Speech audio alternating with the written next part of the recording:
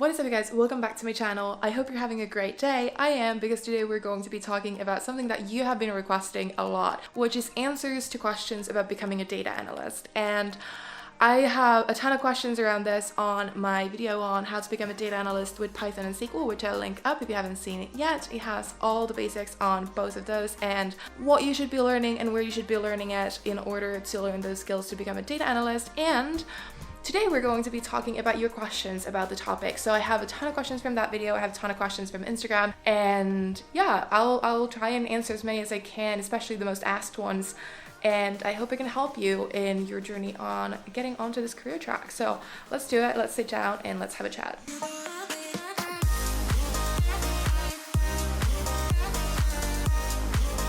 One of the most asked questions that I get about becoming a data analyst is, do you need a degree to become a data analyst? And I'm gonna say maybe, and I'm gonna explain that a little bit. So for becoming a data analyst, you don't necessarily need a degree, because all of the data analytics skills you can learn without going to school.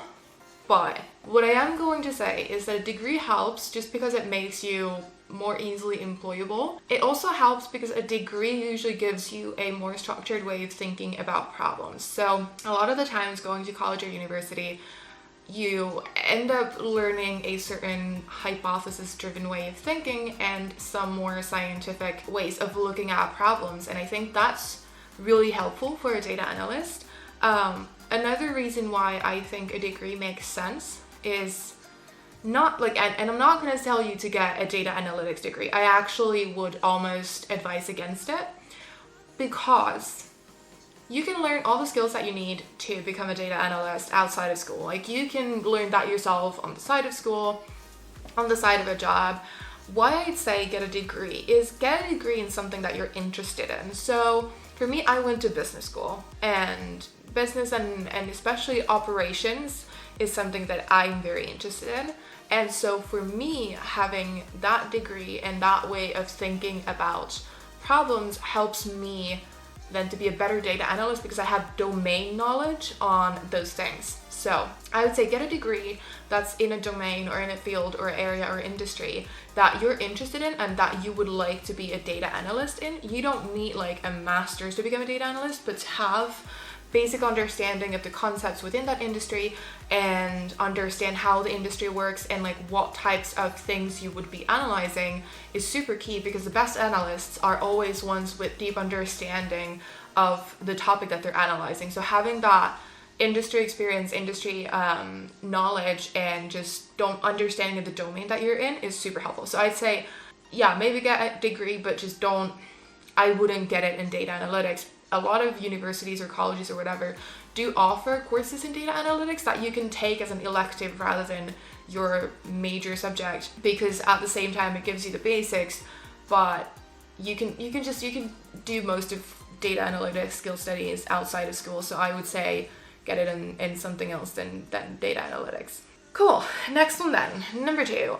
Do you need to know how to code to be a data analyst? And I'm gonna say mostly yes, but there are cases where it's not strictly necessary, but it really helps. So there are roles that have to do with, I don't know, building dashboards, like being a Tableau super user, or building sort of business intelligence dashboards where you don't need to code necessarily. But I am going to say that if you do want to be a data analyst, at least learn SQL. Like, it will literally take you 3 weeks to learn SQL, and you'll have enough basics to go into like the most basic data analytics, and then you can, on an entry level learn the like more complicated things. But don't be afraid of learning to code, because it makes your life easier as a data analyst. It makes you better at your job. It helps you understand even other tools such as Tableau if you do know how databases work and how data on the backend works. So I'd say at least learn SQL. It does help if you know R or Python, and it depends completely on what type of data analyst you are. If you're more into business intelligence, it might be that you're completely fine with like SQL, where you can pull the data and then just visualize it in another tool that does most of that heavy lifting. If you're in something that's maybe even more like scientific or statistics focused, you might need to learn other types of skills. R might be super helpful for you. If you are more into data science types of analytics, Python might be your choice, but like at the same time, I think, yeah, don't be afraid of learning how to code. You don't strictly need it for all data analytics positions, but I would say for most of them, at least learn SQL. It takes you no time. It's fairly easy and straightforward, especially in the beginning. And so just do it. It's my love language, so I'm a little bit biased, but I'm just saying. What other skills do you need as a data analyst? I would say there's a bunch of soft skills that you need in addition to like very hard like technical skills. Communication is definitely one of them, because even if you're a brilliant analyst but you can't communicate your results or your ideas, it's really hard to be successful in a career, because you do still need to convince people of your findings and communicate the meaning of your results. Basically being able to do that, and being able to do that in a fast-paced environment, because the value of a data analyst comes from being able to draw conclusions pretty quickly from a large amount of data. So if you can't communicate those conclusions, it's going to be really hard. Stakeholder management is one, because a lot of the times you work with different teams, so it's not necessarily that you only work for, you know, the analysis sake. So you might be working with, say, a business team or an operational team that needs your data analytics expertise to do their own projects. So being able to manage those relationships is really important. What else would I say? I'd say generally just being curious and really honing your willingness to learn, which I think you can do. I don't think it's just an innate thing that you have. So really being willing to learn and being willing to change your mind and challenge your own ideas is really important, because sometimes you might have a preconceived idea of like what the result should be. And if you can't recognize that in yourself and you go ahead with your analysis with that bias towards what the result is or should or could be, you might end up getting a result that is not what it should be in like truth, like what it actually is, but you actually might bias your own analysis or data or presentation of the data. And so being very conscious of that, being very critical, a very critical thinker of like yourself, and knowing yourself and knowing where you might be actually biasing your own data is really important. That's something to really keep in mind and try and catch yourself if it happens. I think we're at number 4. What software should I learn to use? I don't think software specifically is like a huge part of like anything sort of mandatory learning. I think it makes sense to understand how database UIs work. So you can almost pick any of them and just kind of learn what that looks like on the back end. So how do they lay out different portions of a database? How does it work? Where do you query? Where are the results? And like having that idea, because they're very similar generally. The layouts aren't that different, so like making sure that you understand those. Software, I think visualization software is good to know, so Tableau, Power BI, like sort of pick one and kind of get the basics down, so that if you ever need to use one, you know how to, even if that's not your primary tool. I guess if you are learning R or Python, any of the development environments or UIs for those, I don't think data analytics is particularly like software dependent. Jupyter Notebooks is really good if you're using Python or R for analysis, just because it's very easily shareable. So you can push it to Git, you can share it on a website, basically just it's easily shareable, so you can actually build a portfolio using some of those. So I think that's good. And I mean, basics of Excel. Like, please learn to use like certain functionalities. Oh, I think there's actually, the next question is, do I use Excel, and if so, which functions? So let's kind of jump into that. Like, yeah, have basics of Excel down, because sometimes it's really funny when I meet people that are in the data industry and they're incredible with SQL and they're incredible with like Python or R, and then some of the basic SQL, some of the basic Excel stuff is just like complete Hebrew or Greek or whatever to them. Yeah, so I'd say pivot tables, like lookups. What else? I think those are probably the two that I use the most. Like, pivot tables are really powerful. Like, please learn to use them. Please learn the difference between an XLS, an XLSX file, and a CSV, because yeah, generally I've seen people run into problems with that, and even recently the UK government had a huge problem with losing tested COVID cases in their data because somebody who built the intake system for the database used an XLS file that has like a row limit a lot smaller than other file types. So yeah, learn the different types of Excel files, so that you don't end up in trouble because of that. Other than that, like I don't use Excel for that much. I honestly do most of my analysis either in SQL or in Python. Cool. Let's move on to number 6. What were the first 3 months like as a data analyst? For me, anytime I've gone into like a data analytics position, the first 3 months, you learn about the data that the company has, and a lot of the times, depending on the size of the company and the type of data that you work with, it takes more or less 3 months sometimes more to understand how the data works, where it comes from, how the different parts of the data interact with each other, so that you really understand what you're analyzing, and also the processes, the business processes that relate to that data.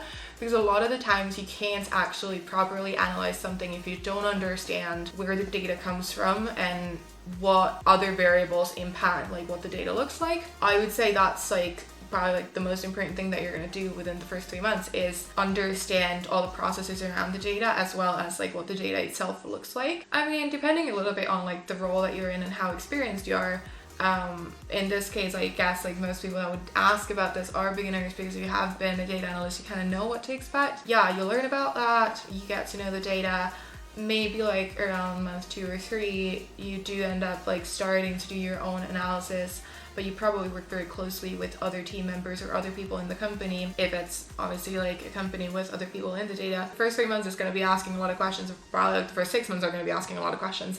My experience is that it's a very flexible period of time. It's very much a time of learning and sort of putting in the hours to understand what you're doing, and also what the organization wants from you as a data analyst, because there are very many data analytics positions that have very different requirements. You might be a business analyst, you might be a product analyst, you might have like analyst tasks, but you might have other tasks on top of that. And so understanding what they're expecting from you and like how to succeed and what that is, I think it definitely just depends a lot on the role in the company, but lots of learning, lots of questions, probably lots of failing. If you are learning, you're going to be making mistakes, so just prepare for that. That's kind of what to expect. Kind of related, I was like, did I go through training on the job when I started as a data analyst? And yeah, always training on the different types of data, the different tools that the companies use for managing the data. And sometimes training is more informal, sometimes it's just someone mentoring you and sort of showing you the ropes. Sometimes it's formal training, and so yeah, tons of training and tons of mentorship, and like for months. Like it's not like someone's just gonna like drop you in the deep end and be like,